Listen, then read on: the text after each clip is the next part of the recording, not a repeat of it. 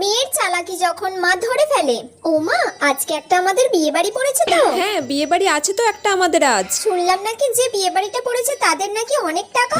হ্যাঁ তাহলে তো নিশ্চয়ই বিয়েতে খুব ভালো আইটেম করবে।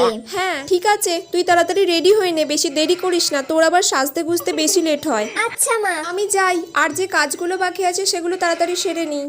A few moments later. তুই এখনো অবধি জামা কাপড় পরিসনি, রেডি হসনি? আমি তো এই শাড়ি পরতে যাচ্ছি। না মা, আজকে আমি যাব না, কারণ কালকে এক্সাম আছে তো, আর এক্সামে কম নাম্বার পেলে গার্জিয়ান কল করবে বলেছে সবার। আচ্ছা, তাই আমাকে পড়তে হবে মা এখন ভালো করে।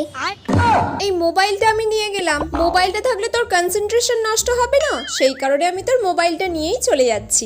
নে নে, তুই তাহলে ভালো করে পড়াশোনা কর এখন। আমি যাই, আবার না হলে দেরি হয়ে যাবে আবার আমাদের যেতে। যা তেরি, মা মোবাইলটা নিয়ে চলে গেল। এবার আমি রাহুলের সাথে কিভাবে কথা বলবো? সব প্ল্যানে জল ঢেলে দিয়ে চলে গেল।